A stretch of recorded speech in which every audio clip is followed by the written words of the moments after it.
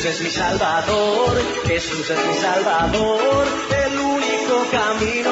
Jesús es mi Salvador, Jesús es mi Salvador, Jesús es mi Salvador, camino de verdad. Jesús es mi Salvador. Aquí comienza Cadena Vida, una producción de la Iglesia Jesús es mi Salvador. Jesús es mi Salvador, Jesús es mi Salvador, el único camino.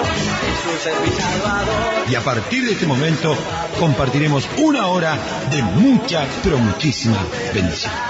Jesús es mi Salvador. Para comunicarse con la Iglesia Jesús es mi Salvador, podés hacerlo a través de los siguientes números. 2-406-8998.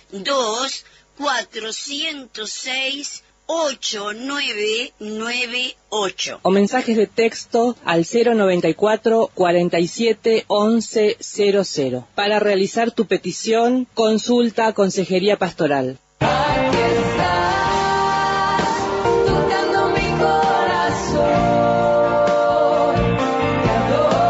Dios los bendiga a todos. Queremos informarle que por la gracia de Dios seguimos en vigilia permanente los días viernes desde las 18 hasta las 24 horas. Súmese a este grupo tan importante de hombres y mujeres de Dios que nos ponemos cada viernes en la brecha para interceder, para clamar y para buscar el rostro de Dios. Les bendecimos cada viernes entonces vigilias especiales y poderosas a través del grupo de la Iglesia Jesús es mi Salvador. 094 47 11 00.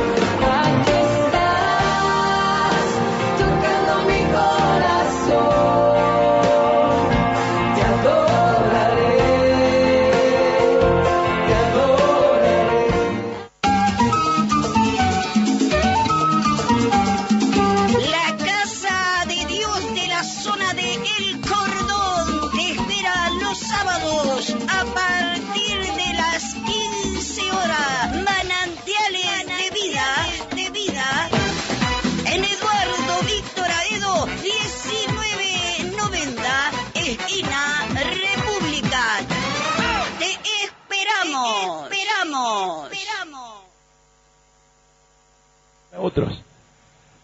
Amén. Sé que esto es un proceso que tenemos que tomarlo en nuestra mente, entenderlo, ¿verdad?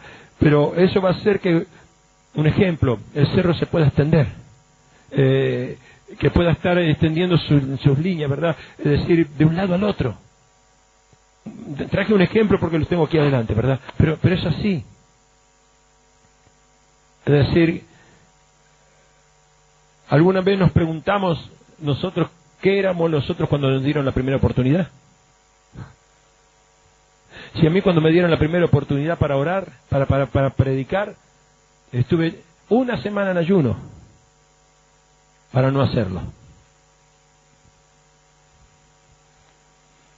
La primera oportunidad que yo tuve en mi vida para predicar fue aquí en Uruguay. En una reunión ministerial, el pastor Washington Taroco fue allá a Argentina, con los ojos grandes que tiene él. Me dice: José Luis, el próximo fin de semana predicás en Uruguay. Yo le dije amén, ¿vio? Pero después me cayó la ficha y empecé a ayunar. Ni me preocupé para ver cuánto salía el pasaje de buquebús, ni me preocupé, solamente me informé porque, bueno, correspondía. Pero estaba ayunando para que el día que tenía que viajar, el buquebús no salga. ¿Sabe qué pasó? Salió. El buquebús salió. Y venía en el buquebús. Me acuerdo que justamente debe haber sido en octubre. ¿Se acuerda que antes cambiaban el uso horario acá? Entonces, ¿qué pasa? Llegué a una hora y era una hora antes. Justamente en ese momento me habían cambiado la hora. ¡Pah! O sea que la espera se hizo más larga todavía. Y cuando llego allá, había un diácono Celso. Celso, el apellido es Comán. Celso Comán. Y estaba ahí, él me recibió. Y yo dije, bueno, de alguna manera, por más que esté acá, tengo que escapar de predicar. Mire usted. Y él me dijo, ¿no querés acostarte un ratito? Porque venía. Sí, le dije. Y agarré y me acosté. Dije, aquí, con esto de acostarme, por lo menos estaba anunciado que iba a predicar el sábado. Es más, todavía Daniel Aguiar me hizo entrar en la radio. Y el diácono José Luis Carolio desde Argentina, que va a traer una palabra, un mensaje, que va a revolucionar, revelación del Espíritu Santo. Buenos días, ¿cómo estás? Aquí estamos, que Dios lo bendiga. Desde Argentina yo salí a la radio acá por Radio Cristal. Mire usted. Y me hizo una bandera de lo que iba a hacer. Tremendo. Y el tipo estaba ayunando para no venir.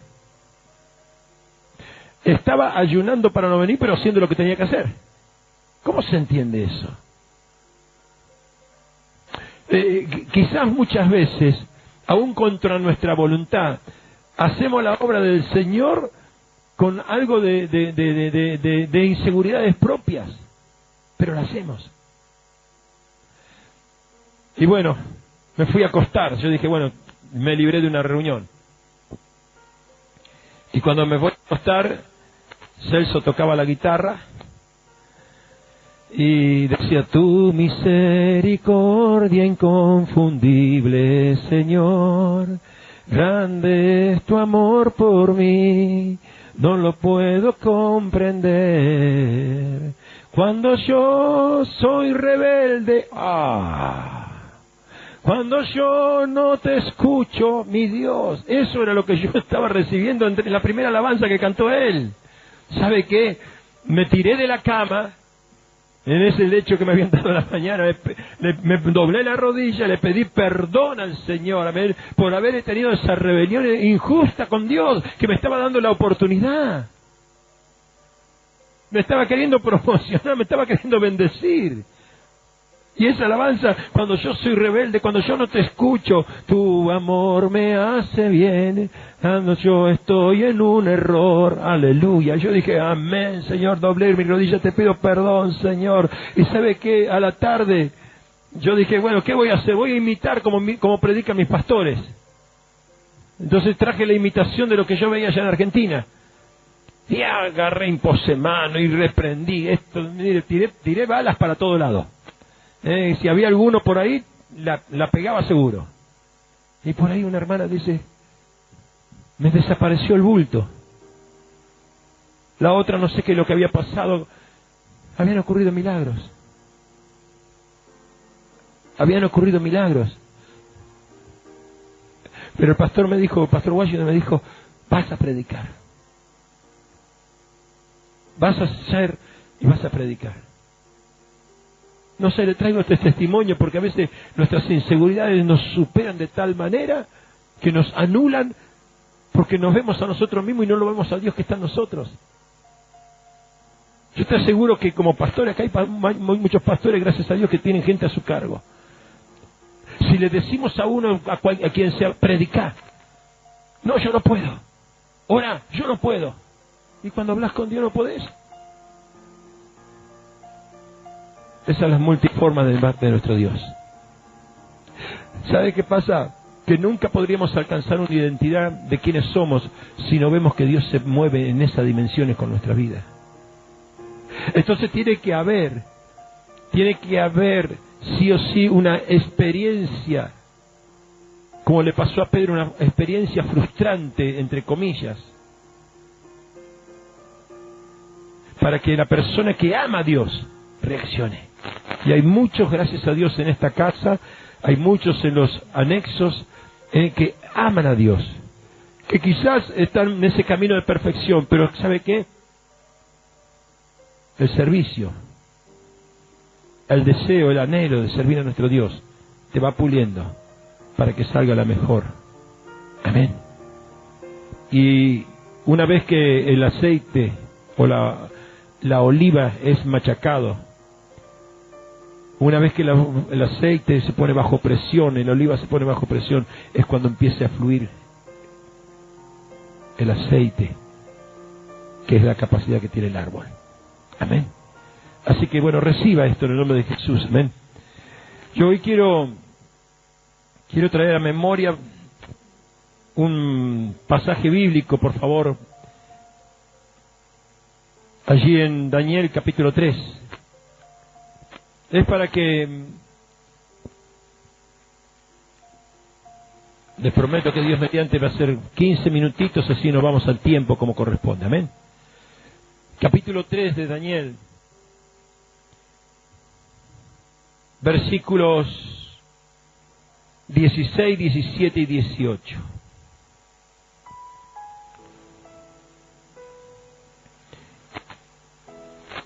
Allí estaba Sadrach, Mesach y Abednego. Y dice así la palabra del Señor. Sadrach, Mesach y Abednego respondieron al rey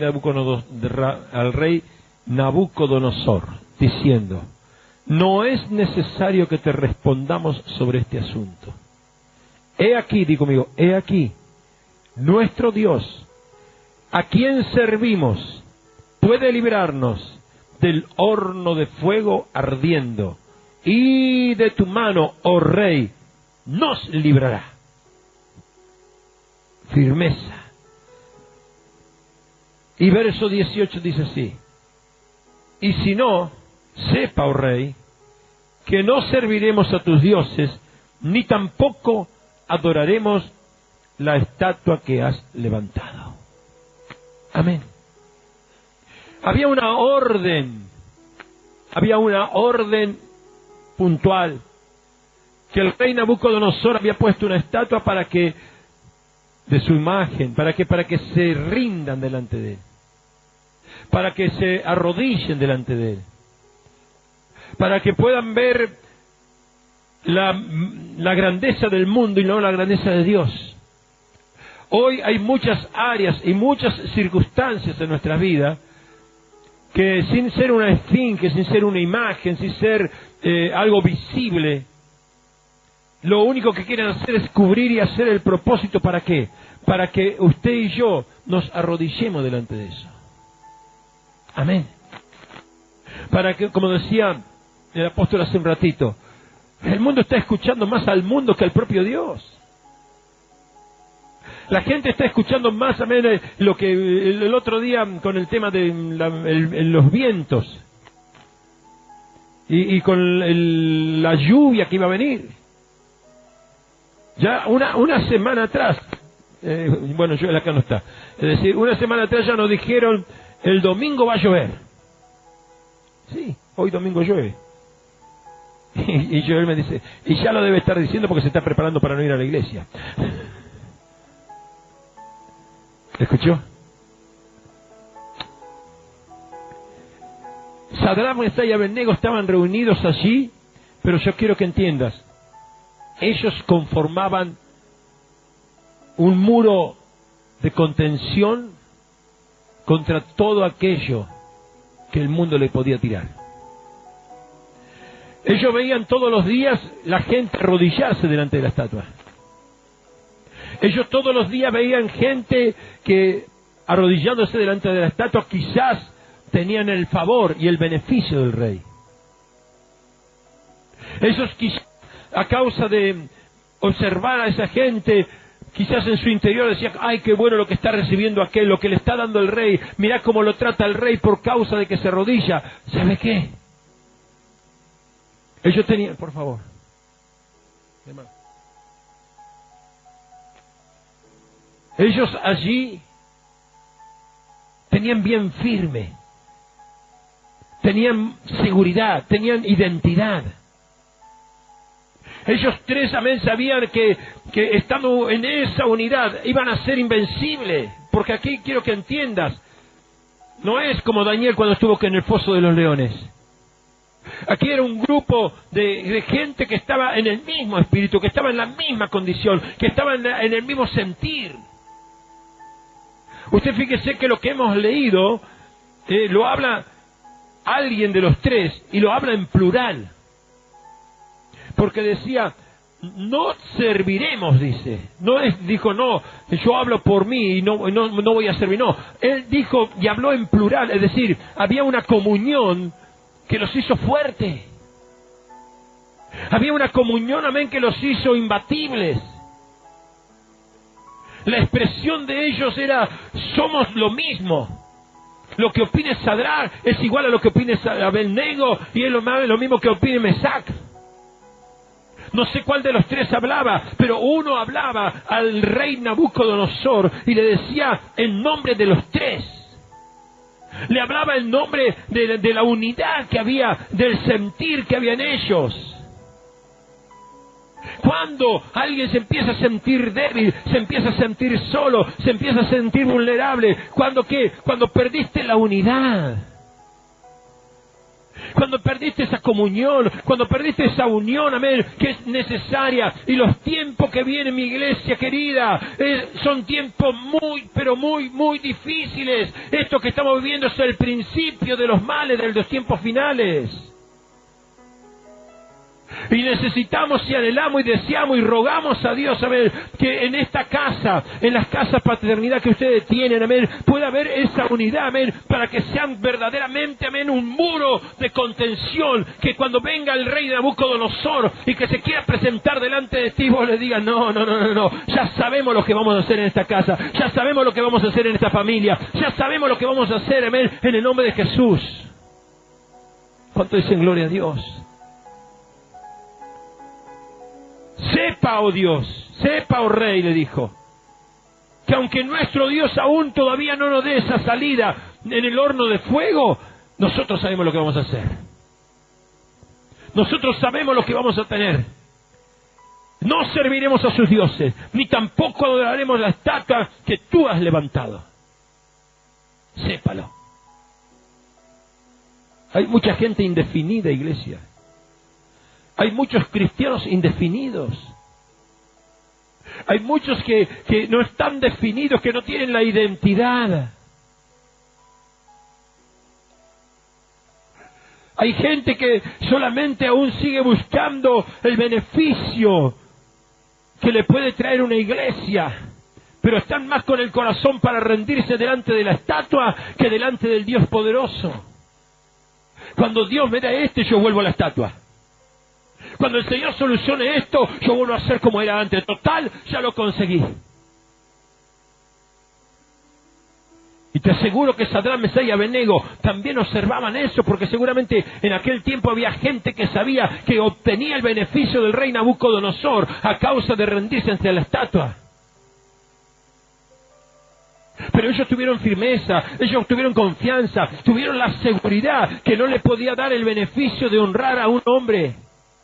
Tenían la seguridad del beneficio que le tenían el hecho de honrar al Rey de Reyes y Señor de Señores. Mi Dios. Versículo 2 dice, he aquí nuestro Dios. Está hablando en plural, nuestro. No era el Dios de Sadrach, no, era nuestro, de los tres. Es más, versículo 16, respondieron, dice. Yo creo que no se pusieron de acuerdo para los tres hablar al mismo tiempo. Y la misma palabra, no. Había uno, o capaz que en una oportunidad uno, después el otro y después el otro, pero los tres hablaban lo mismo. Respondieron, dice el rey Nabucodonosor, diciendo, no es necesario que te respondamos sobre este asunto. ¿Sabe qué? El enemigo siempre anda chicaneando a los hijos de Dios. A ver si hoy decís esto y mañana cambias de opinión por la duda. Entonces, si mañana cambias de opinión, amén, ya estoy ahí ganándote terreno. Esto es Cadena Vida. Para comunicarse con la Iglesia Jesús es mi Salvador, podés hacerlo a través de los siguientes números. 2-406-8998 2-406-8998 O mensajes de texto al 094 47 11 00 para realizar tu petición, consulta, consejería pastoral.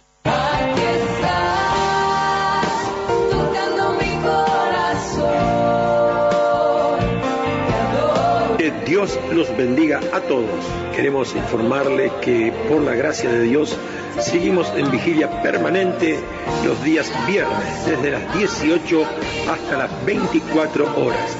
Súmese a este grupo tan importante de hombres y mujeres de Dios que nos ponemos cada viernes en la brecha para interceder, para clamar y para buscar el rostro de Dios. Les bendecimos cada viernes entonces vigilias especiales y poderosas a través del grupo de la Iglesia Jesús es mi Salvador. 094 47 11 00.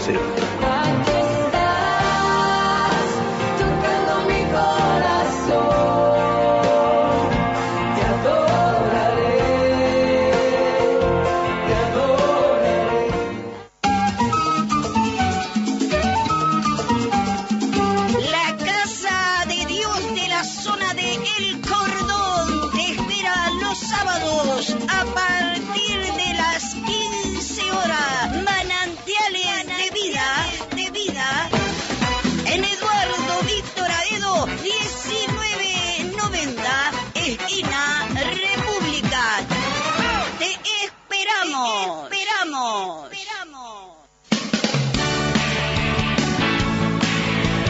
¿Quiénes quieren venir a su presencia a alabarle?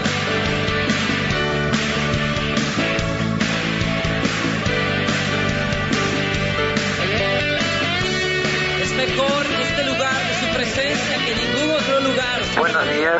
Buenos días, quien les habla en esta mañana, el pastor Juvenal González. Tiene el agrado de compartir con ustedes este tiempo de esta mañana.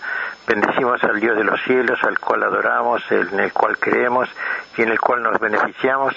Bendecimos este día, hoy ya no es tan lluvioso, gracias a Dios, porque hay muchas personas que han sido dañadas y afectadas por este clima que no es muy normal o a veces no es tan esperado, pero bueno, así está sucediendo.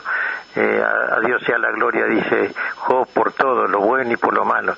Bendecimos al operador de la radio, Marcelo, en esta mañana, porque allí está, digamos, cumpliendo su función.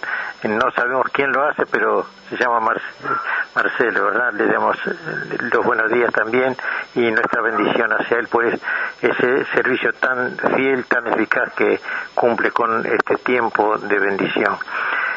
Tengo dos anuncios para dar, y uno es que el día sábado allí en Las Piedras se estará dando oficialmente la inauguración al templo de la iglesia, un anexo que se trasladó de Villa Alegría a Las Piedras y está ubicado en la calle Municipio 862, esquina Juan Ortiz.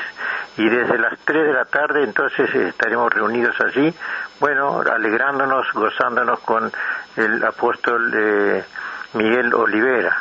Y quiero también decirle que ya fue anunciado por el apóstol que va a ser un tiempo bastante reducido a fin de estar más o menos sujeto a las nuevas normalidades o disposiciones del gobierno, y queremos estar ajustados lo máximo posible para no traer problemas ni dificultades.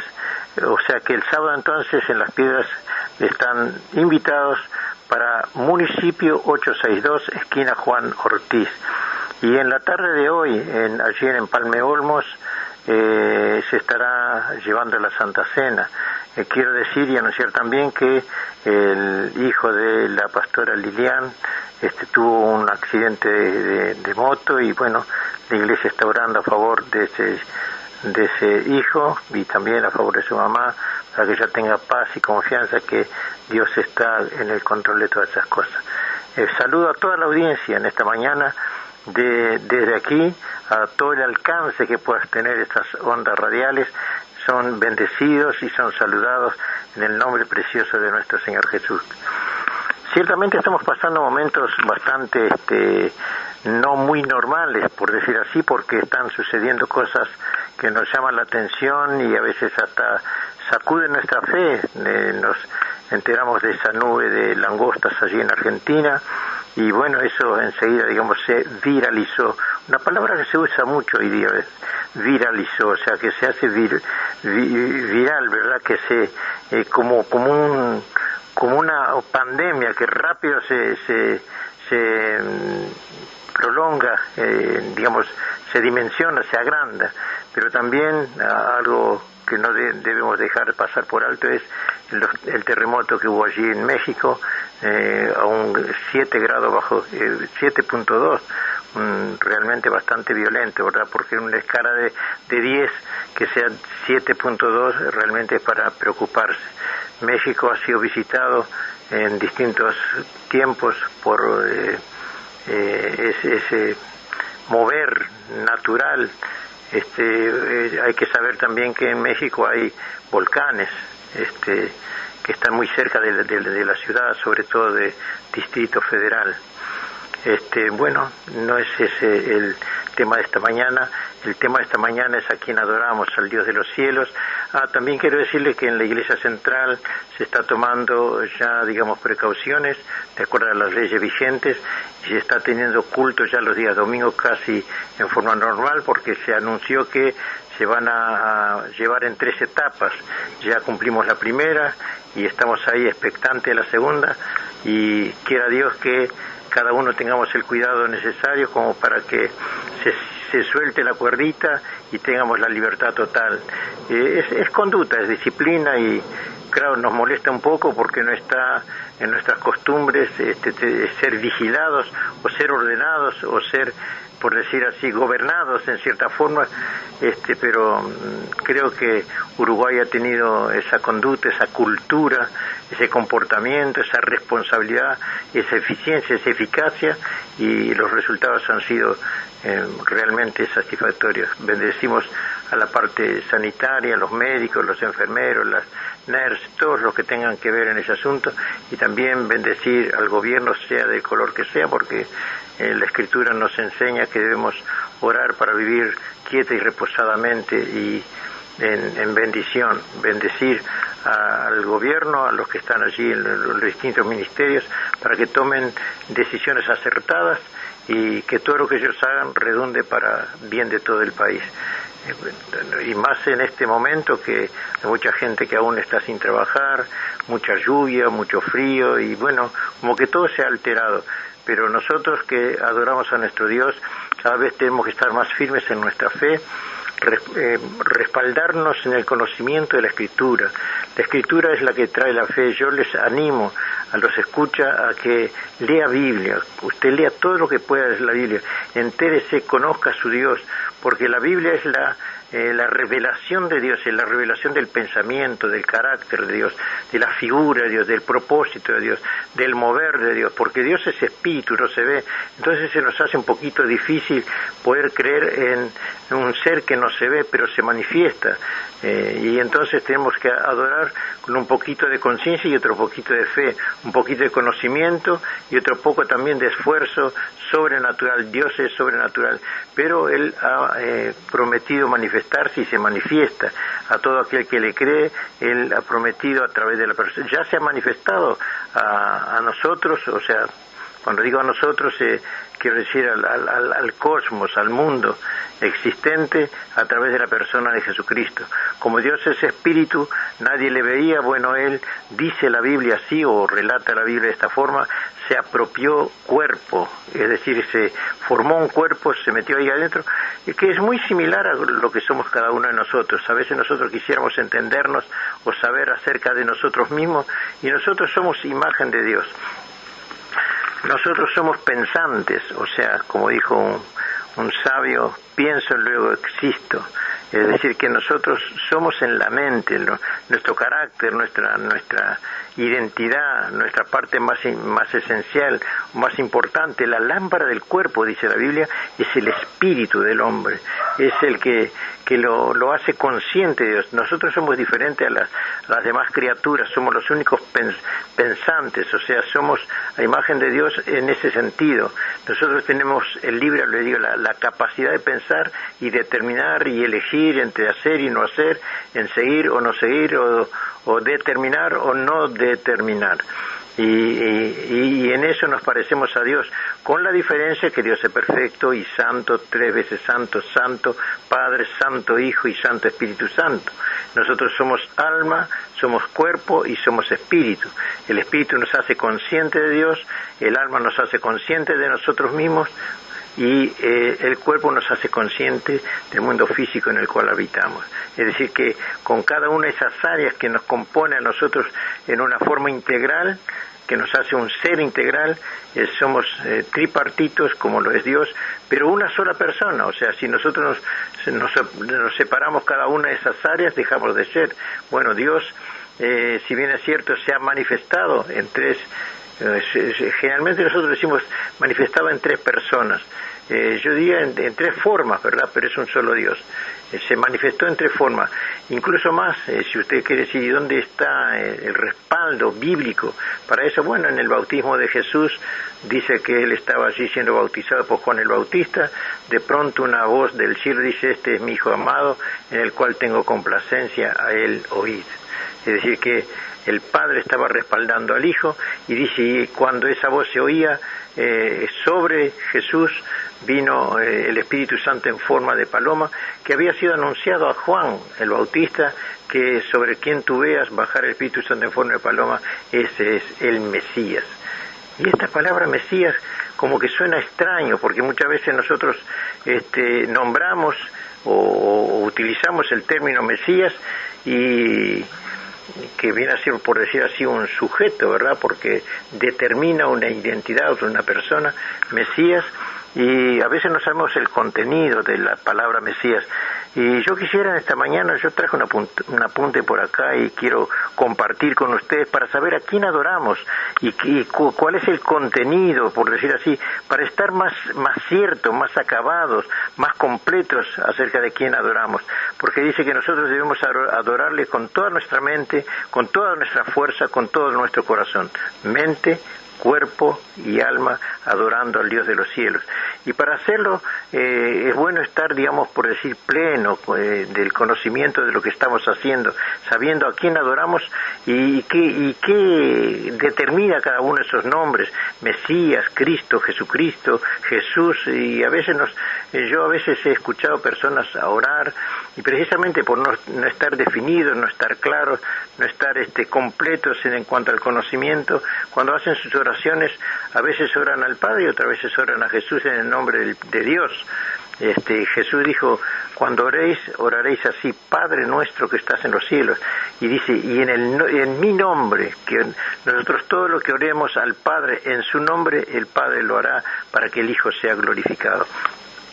Pero esta mañana la palabra, o sea, digamos el nombre de Mesías. Mesías es un título dado a Jesús, una transliteración del vocablo hebreo Mesías. O sea, transliteración quiere decir lo que más se acerca a la fonética del griego en cuanto al Mesías. Y el Mesías en griego quiere decir el ungido. Esta palabra fue utilizada por primera vez en la Biblia de los 70, una Biblia que trató de reunir los conocimientos o la historia hebrea y del arameo al griego. Una Biblia que le hicieron 70 personas y le hicieron 70 días. Fue digamos un tiempo récord para transcribir o para llevar de un idioma al otro toda una Biblia. Eso no, digamos, es algo que no es normal. Fue una sola vez y quedó en la historia. La Biblia se conoce como la Biblia de los 70, y esa Biblia traduce al Christos, o sea, en griego quiere decir ungido. Y bueno, el ungido usted después se lo encuentra en el Antiguo Testamento, y también en el Nuevo Testamento se menciona. Pero en tiempos bíblicos se ungía al rey, al sacerdote y al profeta, esas tres personas que cumplían, por así tareas especiales. Es decir, que entonces el ungimiento venía sobre el rey, sobre el sacerdote y sobre el profeta. Y de ahí el término ungido se llegó a usar para mostrar que Dios había designado a una persona para algún trabajo en especial. Por ejemplo, a Saúl se le mandó ungir a través del profeta Samuel, a David también, a Eliseo, ¿verdad? Son aquellas personas que fueron ungidas con aceite, el rey Ciro. La designación destacaba el hecho de que Dios actuaba a través del electo, o sea, cuando se ungía, esa persona iba a tener un protagonismo muy especial, pero era como un tipo de cobertura de parte de Dios.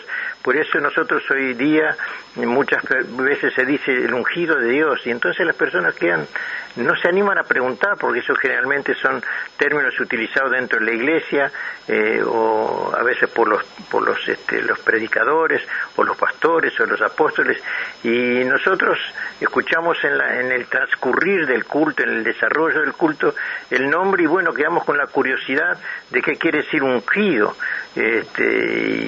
y generalmente nos preguntamos o nos dejamos llevar en el tiempo y quedamos ignorando el contenido, y es bueno que en esta mañana usted escuche qué quiere decir esto, o qué determina, o qué importancia tiene, porque usted cuando va a orar a Dios, conscientemente o inconscientemente ese dato va a estar dentro suyo, y usted cuando se dirige a Dios va a dirigirse de otra manera, va a determinar que los términos que salgan de su boca vayan hilados por un orden cronológico que está, por decir así, allí almacenado en su mente.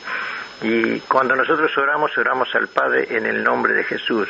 Y Jesús es el ungido de Dios, es el Mesías, es el elegido de parte de Dios para que venga a traernos.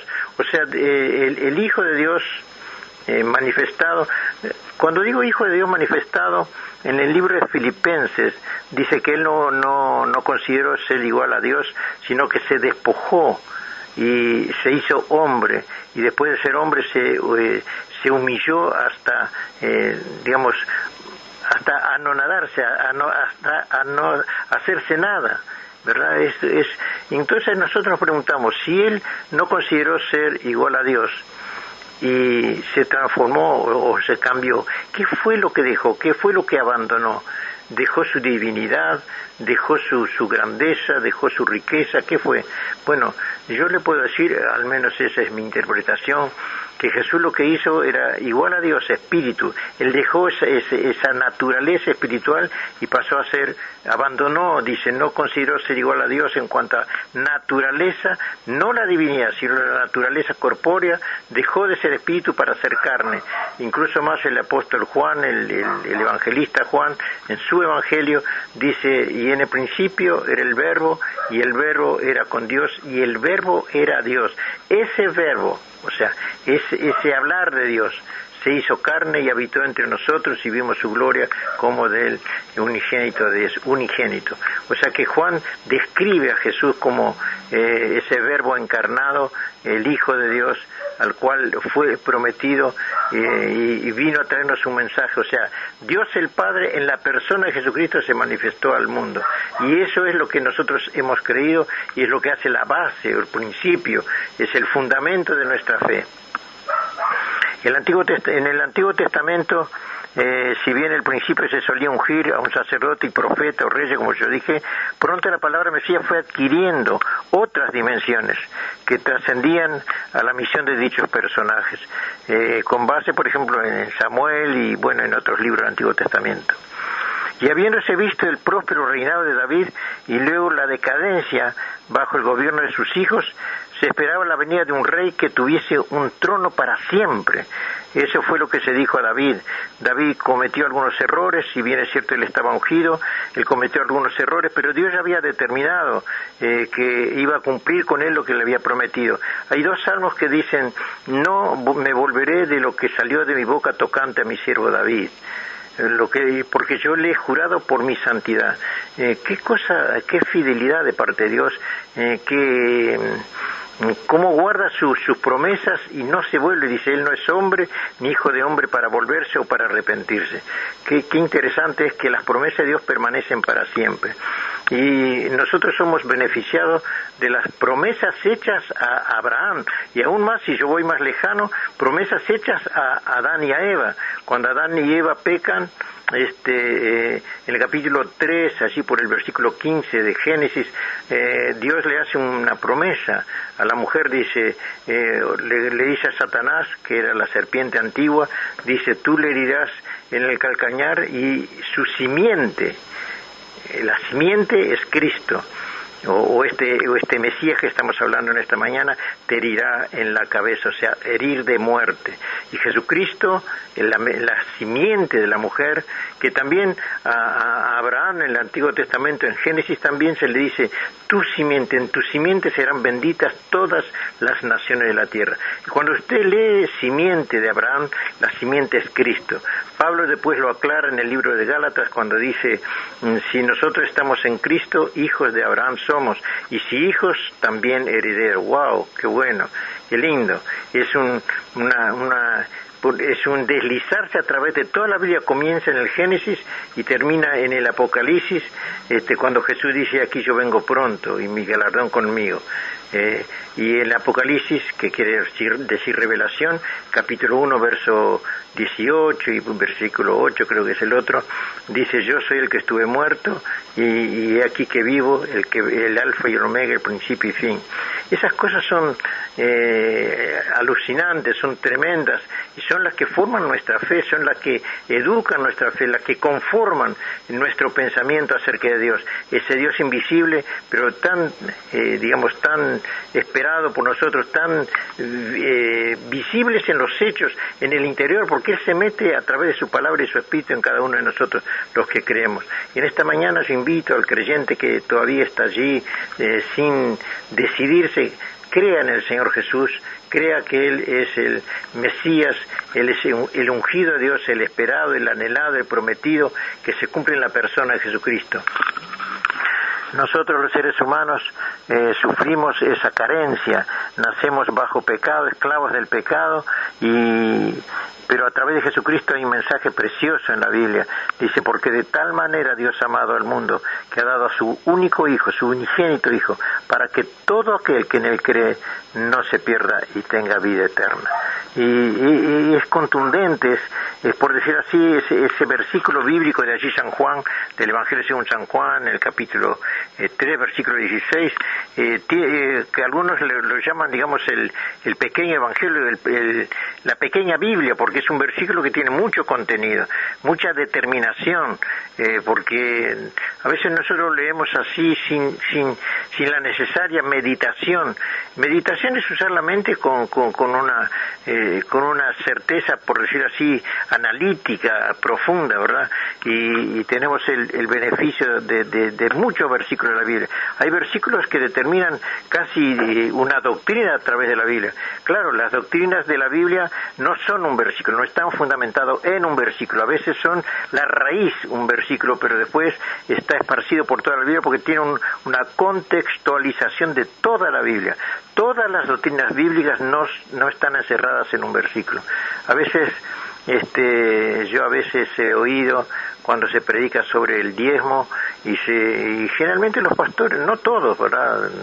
No tampoco quiero generalizar ni estoy, por decir así, denigrando a los pastores, pero me quedo con esa sed. Digo, si se hablara un poquito más con fundamentos bíblicos, que hay fundamentos en toda la Biblia, hablar del diezmo, que no sea exclusivamente en Malaquías 3:10. Porque Malaquías 3:10 es un versículo que está apropiado y dirigido al pueblo de Israel, que debían guardar la ley. Por eso dice, la nación toda me habéis robado. O sea, está hablando a la nación, y que por ley debían dar los diezmos. Nosotros hoy damos los diezmos por amor, y eso está no está explícito en la Biblia, en el Nuevo Testamento, pero está implícito y está en varios epístolas del Nuevo Testamento acerca del diezmo. Por eso digo, es importante conocer Biblia, es importante leer, es importante tener respaldo bíblico, tener, contexto bíblico, ¿verdad? Que no sea un versículo suelto. Me acuerdo que hace unos años atrás se decía, que si se leía un versículo fuera del texto era para pretexto, porque no puede conformarse una doctrina en un versículo solo. Un versículo que puede revelar un principio o una raíz, por decir así, un principio etimológico, pero no determina una doctrina. La doctrina está en el pensamiento generalizado de parte de Dios. Hay cosas que suceden en la Biblia que a veces nosotros no entendemos, a lo cual le decimos es la voluntad permisiva de Dios, pero no es una doctrina determinante, sino que es una salida airosa de parte de Dios en una situación específica, puntual. La palabra dice, porque de tal manera amó Dios al mundo, que ha dado a su Hijo unigénito, para que todo aquel, y aquel es por decir un pronombre sin un contenido expreso, ¿verdad? Sino que todo aquel que en él cree no se pierda, hombre, mujer, doctor, psicólogo, carpintero, mecánico, culto, no culto, todo aquel que en él cree, o sea, está allí, al que quiera recibirlo, todo aquel, el que está escuchando esta palabra en esta mañana, que se siente que no está Dios tangible en su corazón, en su pensamiento, no tiene una idea acabada de Dios. Para ti es este mensaje en esta mañana. Dios te está hablando a ti, está hablando a tu espíritu, a tu conciencia, a tu entendimiento, a tu percepción de las cosas espirituales. Las cosas espirituales no se ven, pero existen.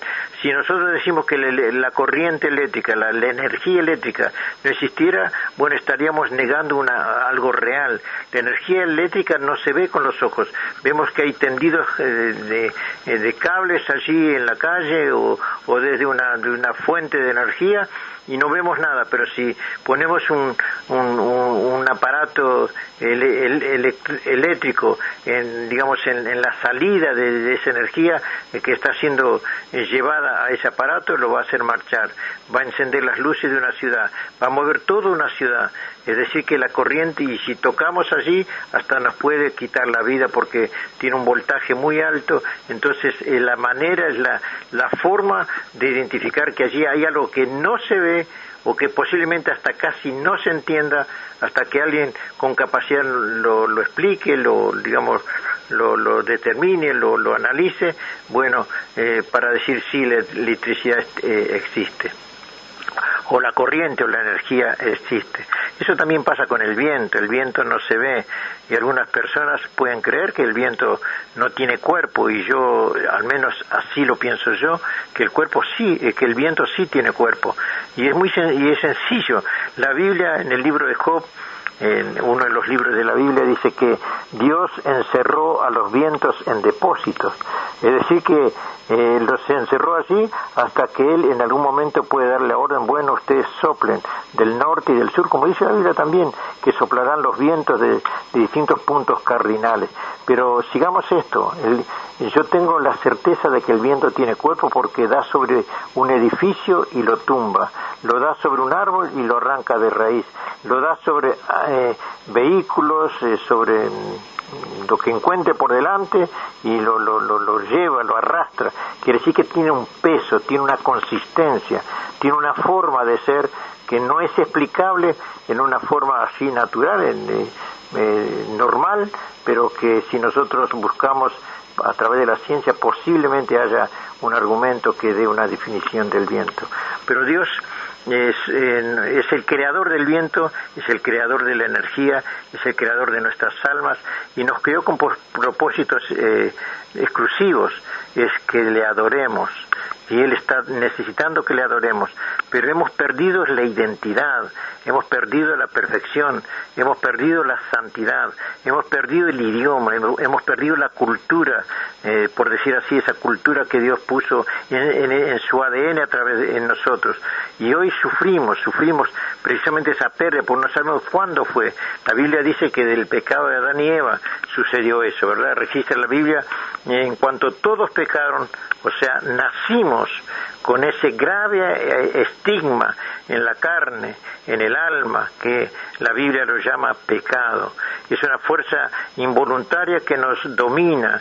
La Biblia lo denomina como esclavos del pecado, que no podemos con él, que nos somete, que nos envuelve en las distintas áreas, en lo sentimental, en los afectos, en la psiquis, quitándonos toda posibilidad de concertar aquello para lo cual hemos sido formados, y dejando la rara sensación de que Dios no existe, como que todo es gris.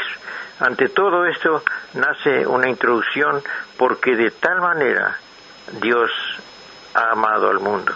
Dios te ama a ti, Dios me ama a mí, Dios ama a todos los seres, a todo aquel que en Él cree. Él ama al que cree que Él le ama, Él quiere beneficiarle en esta mañana. Y dijo Jesús, yo no he venido a condenar, sino todo lo contrario, a restaurar, a rescatar, a renovar el pensamiento. Hay que entender que hemos quedado condicionados, mas Cristo vino a cambiar nuestra realidad, a cambiar nuestra mente, para que deje de ser un cumplido, para ser una promesa de vida. Y mucho más que esto, es algo que de tomarlo en serio, porque si bien es cierto que es un tema de vida, también es después de la vida, pues nos llama a la reflexión, que no todo termina aquí, sino que sigue, y que lo que falta de nuestra existencia es mucho más extenso porque es eterno, mucho más extenso que lo que hemos vivido. Nosotros hemos vivido parte de nuestra existencia. Nuestra existencia no es cuando hemos nacido de mamá y de papá. Nuestra existencia va más allá atrás. En el libro de Efesios nos dice, porque Dios nos escogió en la persona de Jesucristo antes de la fundación del mundo, para que fuéramos santificados en Él. ¡Wow! O sea que nos escogió antes de la fundación del mundo. Es muy profundo esto, es muy, muy abarcativo. Y dice, para que fuésemos santificados en Él, en Cristo. Es decir, que Dios ya antes que naciésemos, antes que existiese el globo terráqueo, y antes que nosotros hubiésemos nacido de mamá y de papá, ya Dios nos había predestinado. También eso dice capítulo 1 de la epístola a los Efesios, que Dios nos predestinó para adoptarnos como hijos. Si bien es cierto, Él en principio eligió el pueblo israelí, el pueblo hebreo, el pueblo judío, por algo se le promete el Mesías, pero después, como ellos desestimaron los planes de Dios, Dios se volvió a los gentiles que somos nosotros, y también Él ahora está tratando con cada uno de nosotros, y nos prometió salvarnos, es decir, de transformarnos a través de su palabra, de su conocimiento, de su trato, de una disciplina diferente a alcanzar. Dice la Biblia allí en la epístola a Pedro que nosotros somos participantes de la naturaleza divina.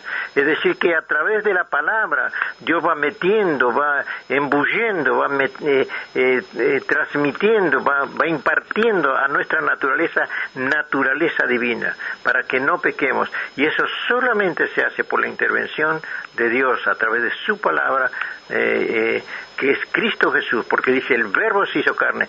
Ese verbo vino y dice, el que no come de mi carne y no bebe de mi sangre no tiene parte conmigo. Es decir, que si tú quieres tener parte con Jesús, si tú quieres vencer el pecado, dejar de ser esclavo del pecado, dejar de que el pecado te amargue, te entristezca y te lleve a la derrota y a la angustia y no tener ganas de vivir. Y alguno dice, ¿qué va a existir Dios? Y si Dios existiera, ¿por qué a mí me pasa esto? Hay tantos bandidos y sinvergüenzas por allí que hacen cualquier cosa y no les pasa nada. Y yo, que me esfuerzo en hacer lo mejor, me va peor. Bueno, a ti es en esta mañana que se te está diciendo que abras tu corazón a Jesús. No todo termina aquí, sino que sigue, ¿verdad? Y como dije yo, lo que falta es mucho más extenso. Jesús vino a despertarnos, a que abracemos esa realidad. Dios nos da una hermosa oportunidad en esta mañana de salir del pantano, y nos dice que la luz vino a este mundo, dice, incluso más, es decir, verdad, ha venido a ti para que veas tu estado espiritual, y te da la mano para que salgas de ese estado, y te hace sin reproche, porque Dios no hace reproches. Dios no ha venido a acusarnos. Jesús dijo, o sea, que cuando Él vino dice, yo no he venido a condenar, yo he venido a salvar. Y no, si nosotros nos preguntamos, ¿qué es eso, salvar? ¿De qué se trata ese salvar? Bueno, salvar de la condenación, de eso que nos tiene atado en el consciente o en el subconsciente, que no nos damos cuenta, pero que no nos permite avanzar, porque estamos esclavos de la condición pecaminosa en la cual hemos nacido desde que Adán y Eva pecaron. pero Dios en su plan divino quiere alcanzarnos salvación gratuita sin estar, por decir así, sentenciándonos o acusándonos o entristeciéndonos con mandamientos, con estatutos, sino por puro amor. En esta mañana es la oportunidad, ¿verdad? Y hay que utilizar un solo recurso: creer, aceptar, entender que ese es el camino. Jesús es el camino, no hay otra puerta. Dijo él: yo soy la puerta, yo soy el camino, yo soy la vida. Hagamos un alto, dejemos que en nuestro interior nos diga cuánto necesitamos de Jesús en esta mañana. Él está ahí junto a ti, como lo está aquí junto a mí, y espera que le digamos: sí, te acepto, Señor, te acepto. Si tú quieres aquí dentro de mi ser, ven a morar a mi corazón, cambia mi vida, cambia mi estado, cambia mi condición. En esta mañana se nos va el tiempo. Yo quiero orar por ti, te quiero bendecir en el nombre de Jesús. Quiero decirte que en esta mañana el amor de Dios ha venido sobre tu vida. Quiero decirte que en esta mañana viene la unción del Espíritu Santo. Dios te quiere ungir con su Santo Espíritu.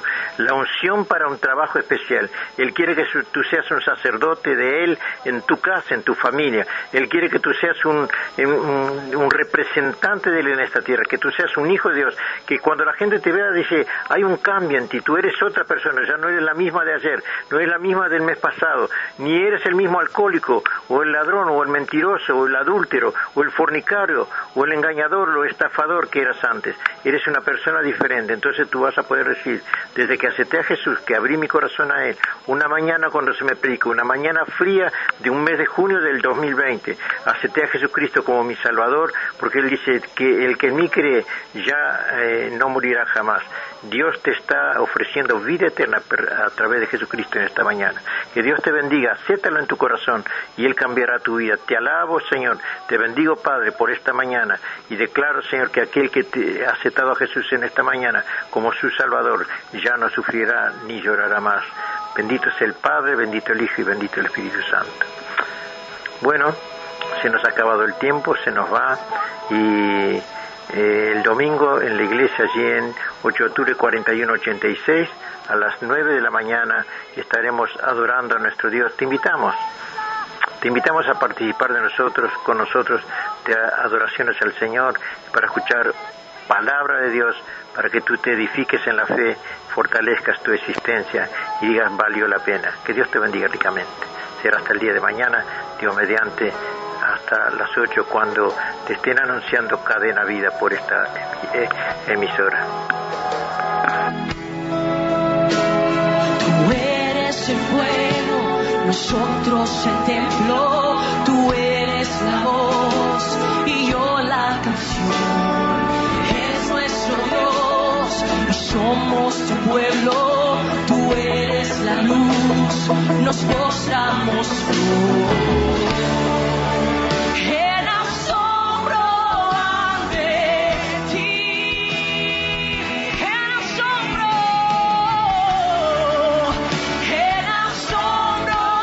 ante ti, en asombro ante ti.